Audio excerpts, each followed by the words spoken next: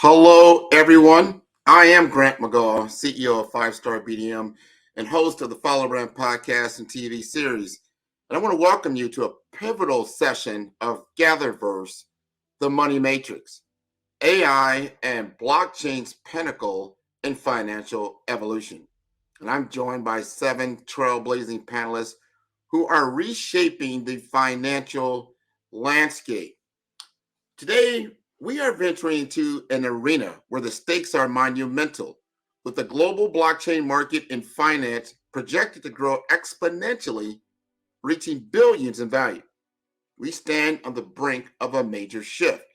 Our discussion will not only explore the emerging power of AI and blockchain, but also confront the pressing challenges like navigating complex regulatory landscapes and ensuring ethical AI implementation.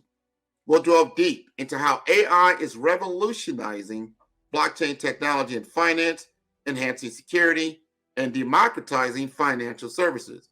Our panelists, leaders in their fields, will illuminate AI driven analytics for smarter decision making and discuss the delicate balance of innovation and risk management. We will also answer the critical question: how do we ensure this financial evolution benefits all, maintaining transparency and trust? Let's embark on this enlightening journey together. Hello, panelists. Hey Grant, how are you? Hey everybody. Hey I'm, Moses. Hi Len. I'm glad we are here. We're going to do round lightning. We've got about 20 minutes or so, but we want to get down to it, as they say, and talk about the money matrix and really where we're headed. So I'm going to ask a question. I want you to then introduce yourself, what business that you are in, and then answer your question. So we're going to start with Moses here. How is AI transforming the landscape of blockchain technology and finance? Moses, tell us all about you. Hi, Graham. Thank you so much for the session. So, my name is Moses, the CEO of Investor Farm. And what we do is we connect farmers in Africa to cryptocurrency lenders across the world uh, for lending opportunities using both blockchain and AI. So, I'll dive right into it. Uh, how is AI revolutionizing the blockchain landscape in terms of the financial evolution, basically? So when we started off, we were basically using blockchain, so it was basically a peer-to-peer lending platform. But we realized there was a lot of factors that we needed to consider. Number one, we were dealing with a huge number of population, and the market we were serving was like so huge. So with blockchain alone, we were not able to, I would say, like facilitate the number of transactions we had on the platform.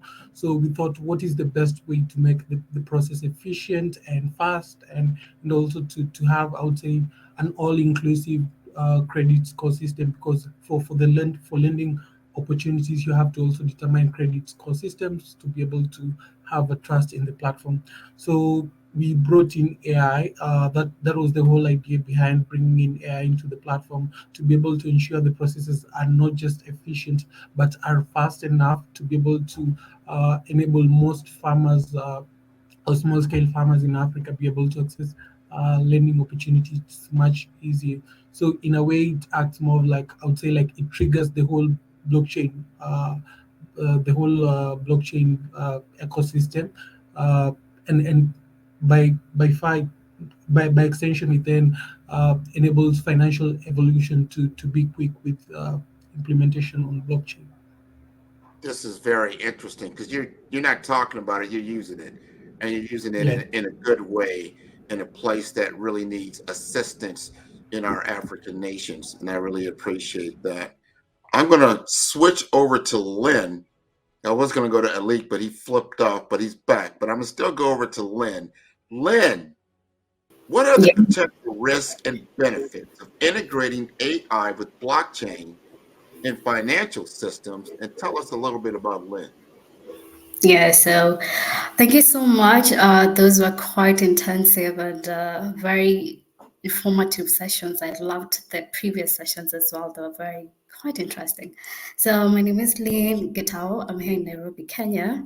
And I want to thank GatherVerse team, Christopher Lafayette and his team for this amazing opportunity. And what I do, I am a national speaker and also a moderator. I'm very curious. I came into this industry with a sense of curiosity, so moderating and my skills in communication really fits this job. And I am the COO Africa Meta Club, and what we do is we go into the grassroots and educate people about the metaverse, AI, XR, and what these things are.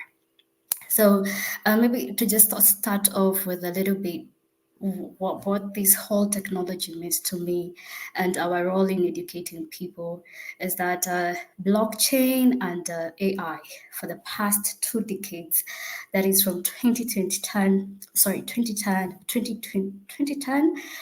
2020, that was a decade for blockchain, we must admit. 2020 to where we are now, till maybe to 2030, who knows? It's a decade for AI. So we have seen 2 decades that human beings have faced an emergence of technologies that they never expected. For some they expected, but for many, it's not something that they saw coming, although these technologies have been here for long. And what does this mean for finance? So, in the decade 2020 to where we are right now, we have seen a very big emergence of new finances. Right now, we are not just talking about finances. We now have traditional finances. What we knew as financial systems are now traditional finances, because right now we have DeFi, we have an emergence of carbon finance, we have ReFi, we have DeFi, and all these emerging financial technologies that are here. Who knows more to come? And we're now looking at a new era that we didn't expect. And I remember when Chris was finishing off his fireside chat, he said, I want the money. And this is where the money is. It's in ReFi, it's in DeFi, it's in Web3, it's in all these financial systems. And when I look at AI and the emergence of blockchain, I'm seeing a very efficient financial system, a very inclusive financial system. And I'm also seeing a threatening financial system. One, because of the biggest threat we have right now is illiteracy. So there are people who are so advanced in knowledge, they know what they're doing. But what about people who don't know what these things are? So there's so much potential, there's much risk. And one of the risks I actually came across was a deep fake video that was released by, I don't know, it was a deep fake by Michael someone. Michael, he's a financial mogul. And there was a deep fake video of him asking for Bitcoin transactions, advertising on returns, advertising on scams. And if someone didn't know this is a deep fake of Michael, who is a very financial mogul, they would definitely fall into that scam. And many did fall into that scam. So there's a very huge illiteracy problem, and that is where I see the biggest challenge is. And if we don't bridge that gap, let's not even go to bad people who are taking advantage of AI, deepfakes, and all these algorithm bias and all that. But do we even know what we're doing? There are people who know what they're doing, but majority of the people who don't know what they're doing. Companies are still researching. Experts are still trying to figure out how did we end up here? What are we doing? Is this can we go back to where we were? So I think the biggest challenge with these two emerging technologies is illiteracy and bridging that skill gap, as well as now addressing the biases and the things that are emerging. But as well, this is one of the best time to make money. I think for most Africans, we're now seeing startups like Moses. We're now seeing a lot of things that are emerging. So that's my thoughts. Those are all very, very interesting. And I like how you've put it together. We need to understand that certain technologies are adopted quicker in other parts of the world, like mobile texting. Mobile texting was in the Japan much faster than it was in the United States from an adoption standpoint. I believe that blockchain will be the same because of the need and the urgency and the different traditional banking systems that are available. I'd like to now move to Ali Johari, and I'd like to for you. definitely introduce yourself, then answer that question. How can AI enhance the security and transparency of blockchain transactions? Fantastic. Thank you so much, Grant, Lynn, Moses. Like you guys have already added, quite a substantial amount of knowledge on this topic. As you can see, and thank you so much, the GatherVerse team. Christopher, he's doing a phenomenal job. I've been here, in his earlier summits and trying to get everybody under this name of GatherVerse. It's fantastic. Right. So what I do, I run a Web3 focused design development agency, right, based out of India, Delhi. And Lynn mentioned a fantastic point, about education, because I'm based out of India, and there's obviously, the scams is some not it's something that keep happening, especially in the cryptocurrency space. So I kind of sit at the center of both, technology adoption as well as education, right? So I run 2 3 podcasts where the idea is to get founders like Moses and Lynn to come and talk about their technologies and how they're actually enabling the whole ecosystem, irrespective of where you are in the world. Today, crypto exchange launched in US, will find audience all across the globe. So what I'm trying to say is the education bit is kind of universal, right? And now to coming back to this point of how AI can actually enhance the security and transparency. I think AI has a what we have if we take a step back, like before getting into the technology piece of it, we have to understand the human psyche. What we're trying to do is, why do we need security, right? Like, what is the essence? Like, if you're not attacking me, I'm not attacking you, we don't essentially don't need security. We can sit on the same table and have a nice chat. So that's where the human psyche comes into the picture. Technology is just a transaction mode, right? Today it is blockchain and AI. Yesterday it was something else. But the issues, if you see from a longer, say about 50 or 100 years of evolution, or the recent history, so to say, the issues are pretty much the same. It is about understanding, education. It is about greed. It is about making quick or fast money, like without putting in the necessary amount of effort, and without understanding. If say somebody comes and tells you, like, you can make X amount of gain in this particular project, without somebody studying it, as they say, it's a very famous thing, like do your own research, DYOR, as they say in Web3. So without doing the research, people just go and want quick money. Yes, the world runs on it, as in the previous fire chat, Christopher mentioned that as well. I want money. Everybody needs money. Fortunately or unfortunately, the world cannot survive without it. But the point is, what are the means to do it? So that's where every person who's interacting with any new technology or a quick rich scheme should think around it. So that's what I want to add a little bit on the human side of it. Now, how AI can enhance the security? See, blockchain in itself is a very transparent mechanism. All the solutions that are being built on blockchain say transmutability as the core structure of it. That you cannot change it, you cannot modify it. Once it is written, it's kind of written. Like, technically, it is possible once we have the 51% of validations, but that's kind of impossible as of today to achieve with whatever superpower computers we have. So that's what everybody is selling in the blockchain industry, and that's what the technology does. So what AI can do on top of it is, try and have and AI is not something, like, which will drop from heaven and take care of everything. AI is a solution which is built by people, right? So what data you feed it. The idea is that it's a faster processing mechanism with huge amount of data being fed into it. So what sort of demographic data are you feeding into it? Are you feeding data from India? Are you feeding from US? Are you feeding from Nairobi? Are you feeding from Uganda? I don't know. Like, what I'm trying to say is that once this data being fed into AI system to try and track certain amount of transactions, which can actually help in transparency.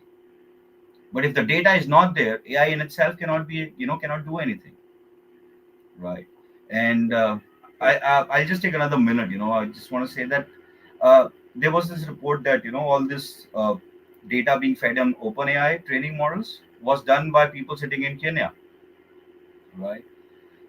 And Lynn can tell us better there. But so you see, you have people sitting in Kenya feeding all this data being provided by somebody. But what data was coming in? Yeah. So once we feed the right amount of data to it, whether it scams, whether it is technology play out, that's where the AI model will actually help you save people from scams and This is important. several other things.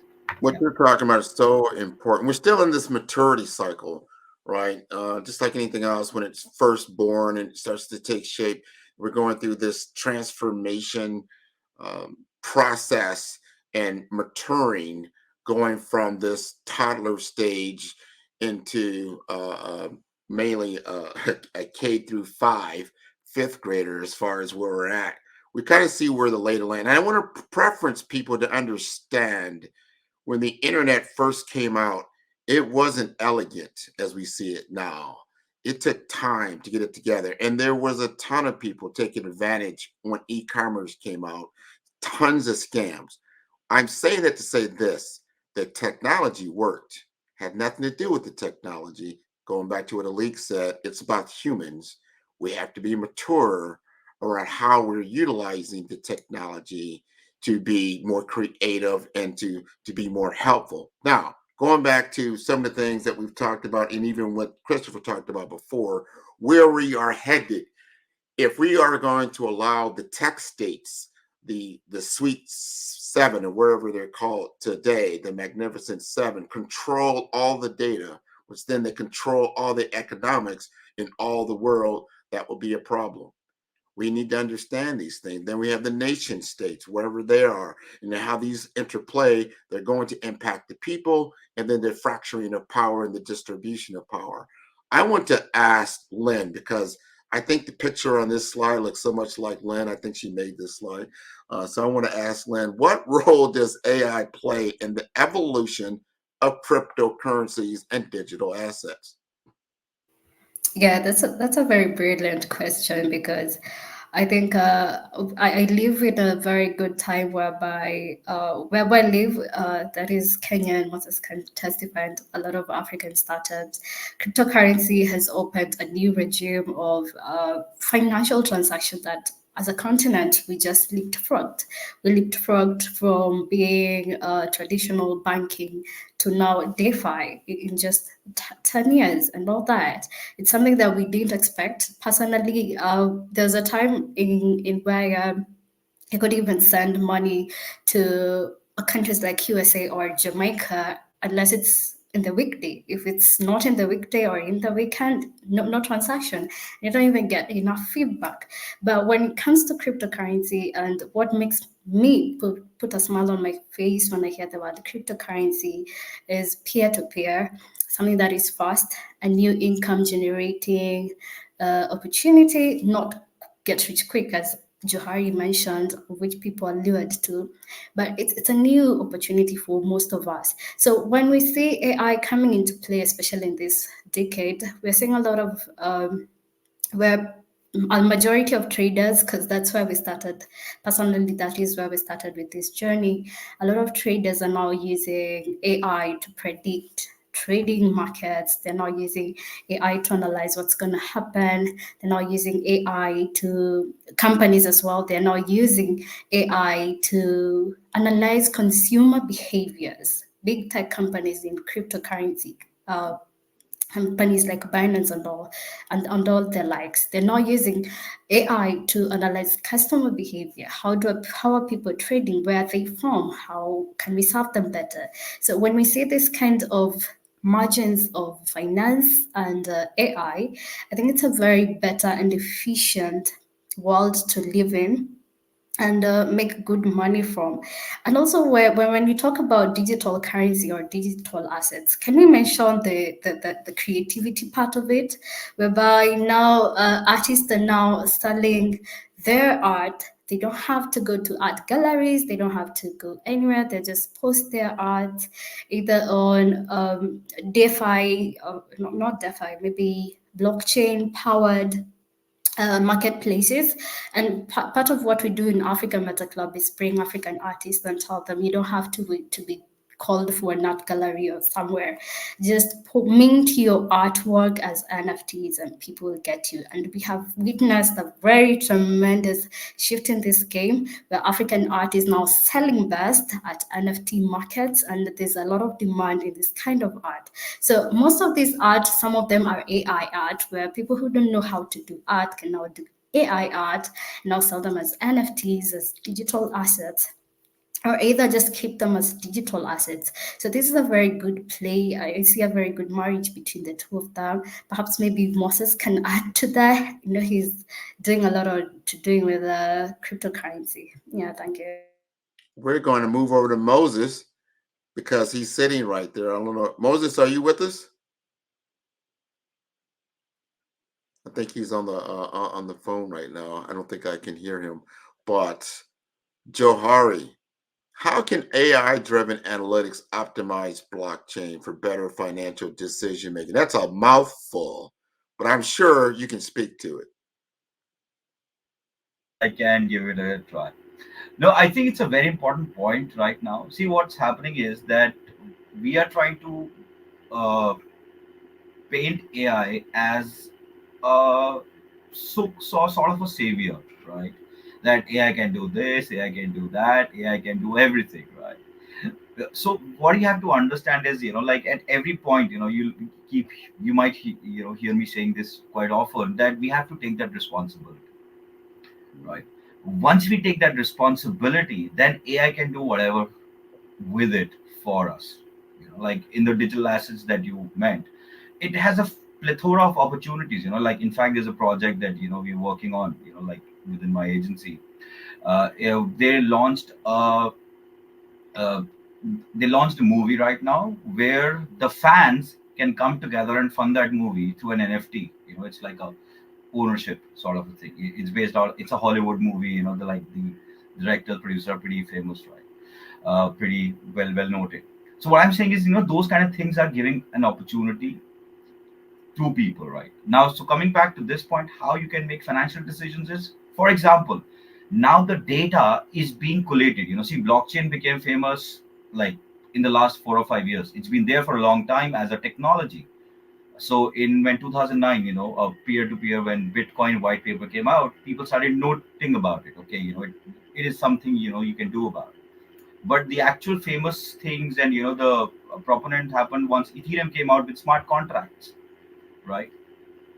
So what happens is, what AI can do is, once you have all this data fed into the system, it can help you understand better financial issues, right? It can help you figure out, where are the scams happening. Like we all know the recent FTS scams and Terra Luna and all those things. So that's the data which will go into the system, and now this technology will become a little smarter to predict those issues, which is very important, so that as an investor you can know, like whether you go ahead and invest in that particular project or no, or do you want some more information. What also AI can do is, like it can get you the background of all the people who are leading that project. What is the background history, which is very important.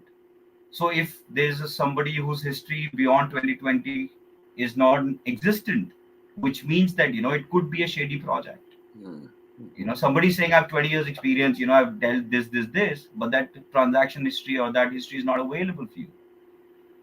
So which means that you as a investor should not go ahead and do that. So that's where all these things will come play. I mean, it's a big topic. Like we could take this whole event on, but No. yeah, See, this, let's go ahead. people probably thinking, especially a couple of years ago, they were out on OpenSea and they're seeing all these Yeah. projects and they're Yes. just doing it on face value with no research about who you're dealing with. And then, Exactly. unfortunately, some people, find themselves in different circumstances. Moses, you are back with us. Come off of mute. We want to talk to you because first Lynn said, hey, he might know something about this. Because the one thing I like about what you're doing, Moses, you're doing the work. You're actually utilizing these things. You're making this thing happen. You're contributing. If you look at the question there, how can AI contribute to a democratized financial system? Hey, how are you benefiting from what you're doing there in your endeavors? Okay, I would say first, what Alec has said is like completely on point because some of the things we use in our platform is enabling the investors that come into the platform and lend their crypto uh, have enough information through AI analytics. Do they have enough information, market information that ensures that whenever they invest in their crypto, they will always stay up to date with the market trends so that they don't lose the value of their crypto or don't lose their liquidity. So it's really something that I would say embedded in the platform that ensures that we have a really, I would say, like robust system that is both powered by AI and blockchain, and that spreads across, like I would say, like even up to tokenization because we also use tokenization. So we have farmers that tokenize their farming assets, but now for investors we use more of like fractional tokenization. So depending on the risk and the crypto that's involved, all that coming into place, I think AI is quite, I would say, a game changer for the platform because there are a lot of things we're now bringing, I would say, like missing pieces that we're bringing together that's now looking very interesting for the platform. This is interesting. I want to ask a question, especially all three of you. I'm asking you this question. How is your government in your countries viewing cryptocurrencies like Bitcoin, which Bitcoin is up today, if I remember, on the stock market? But how are they? Are they pushing for it? Are they kind of like kawais? Tell us, all three of you, tell us about what's happening in your country. How is your country adopting these types of currencies? I'll let Lynn speak on behalf of Kenya because we're both from the same country.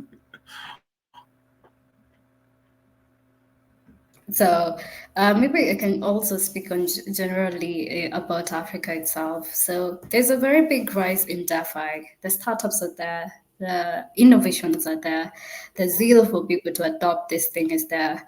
But it's so sad, or perhaps there's a very slow adoption when it comes to the government. But I'm saying governments like the ones in Rwanda and some of most of the governments, Nigeria, Kenya itself, and there's so many emerging governments that are taking note of this technology, especially when it came to blockchain. Period 2018 2017, that Kenya was very serious with it. There was task force and all that, and there was even adoption to it, and it was declared blockchain is legal. You're free to use blockchain. But however, there's some other African countries that the name blockchain is associated to crypto. Being associated to crypto is a no-go zone. So there's still countries that are far behind it. And but the people are there. I can testify the people are there. The DeFi startups are there. It's just the normal trends everywhere. There's no, I think it's common for all nations all over the world, whereby the governments are always like a one step behind, some others 10 steps behind. So but the thing is, sometimes the government is always behind on this kind of technology, and it's a trend everywhere. But we're seeing a I lot of. understand. We've got like 5 minutes left, so very quickly, tell us what's going on in India from a crypto perspective. Well, I think the government stand is pretty clear and it's similar to what Lynn mentioned. They are all in for the technology, like blockchain, they want to use it. There are different technologies being built. And India is obviously, like leading sort of a global movement in terms of the digital transactions, with UPI and several other things, what's happening within the country, digital payment structure. So they're very all in for blockchain. We're working on a white paper for CBDC, that's central banking digital currency and stuff like that. But as long as it's a cryptocurrency, it's a no go. I mean, there's not a clear no, but they're trying to make it in a way. Regulatory compliances are so much that you from a somebody hosting that as an exchange, once you're compliant, then it's still better, right? There's a exchange out of India called CoinDCX. Fantastic. They are one of the most compliant ones as far as I can recall, right? And then there are certain ones, that are finding it difficult to survive because see what you have to do think is that the government has to think for everybody, like all the people in the country, not only the smart ones, not only the ones who have access to it easily, not only the ones who have knowledge to it. They have to make sure that all the ones say in the grassroots level are also protected. So that's why the focus is more on the technology, which they want to push, and not so much on terms of the cryptocurrency, so to say. I understand. That is good to know. I want to help our audience and give us some food for thought. You have to understand when you're changing, especially when you're changing the financial system, you think about how the world went from a gold standard to more of a paper standard, right? Yes. A representation of value that the world had to agree on. And we still have many different financial systems and what is the agreed upon value of said dollar, peso, rupee, whatever it may be. And cryptocurrency presents a different value system. You've got to look at who gains, who loses. Remember that. Who gains, who loses. Who uses Western Union these days? Who's these other forms of financial transactions that are instantaneous. And I remember when the financial system was just getting used to the ATM. A simple ATM was a Yeah. very difficult process, and they had to agree upon a system of transfer so I could be in India and do a transaction with my debit card, even though I'm in the US or I'm in India using the card because there's a agreed upon protocol, regulation, and systems. We are at the beginnings of that to really understand if this is going to be a system that we're going to use universally and then it's going to be an agreed upon system and everybody has buy-in to it and that everyone has an equal footing and advantage to your point. So it can affect 8 billion people on the planet equitably if we're going to do that. But remember what I said, power usually doesn't like to share. Understand Yes. what I just said. Power usually does not like to share. And only when there's other things on the table is there any kind of shift in the powers that be. So be mindful of all these things. And I want to bid everybody that's been on GatherVerse this entire last 48 hours. I want to thank you. I want to thank you, Len. I want to thank you. We call you Johari. What is your first name? Is it Alec? Alec, yeah. I think you can call me Alex, is okay. Alex is fine. I like it. I know Moses was on. So thank you for being on the platform. We're going to swing it back around. Hopefully, Chris has a few moments there that he can go ahead and send us off. So thank you very much for being on the show. Fantastic for having us. Thank so much. you. Let's connect. Let's connect for sure.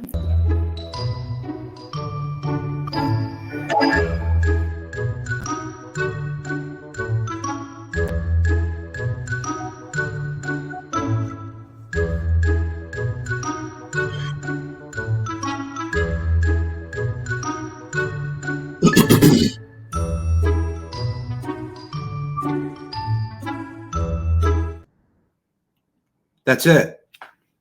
There's no more. We're finished. We're done. Thank you to our last panel for the insightful information that you shared on the human level in the approach to blockchain technology and DeFi's, DAOs, dApps, NFTs. This is our 20th summit, and we've now come to the conclusion, with our next summit being GatherVerse 2024 Summit in just a few weeks. All of our events are free. We're not asking for your money. Spend that elsewhere. But what we are asking for is your compassion, your care, and you've shown that these past 2 days and these past 20 events. What we're asking for is engage with us. Follow or don't follow our platforms. Share or don't share this content. We can't ask anything more from you than what you've already given us, which is more precious. It's time that you'll never get back. You've given that. We won't ask for another like. We won't ask for another share. If you have room in your heart, in your mind, we'll take it. But we thank you for giving a thing to us that we know that you'll never get back again. But as dramatic as that sounds, it's true. I'm reminded that we only have a little bit of time to do all these things that we do in technology and to innovate and build. And before you know it, it's being passed down and handed down to the generations to come. We hope that this event has been insightful and has been of benefit to you. We hope that you've seen value in it and that we've earned your trust. We can't do this alone. It certainly takes community to do it. We thank you for your time. We hope that you'll continue to forage and to explore, to set sail on new ideas and consideration at this intersection of humanity and emerging technologies. This is the conclusion of GatherVerse 2024 AI Summit. Our gather was well. And upon the next time that we're so fortunate to have the opportunity to sojourn together at our next summit, then may our gather be well.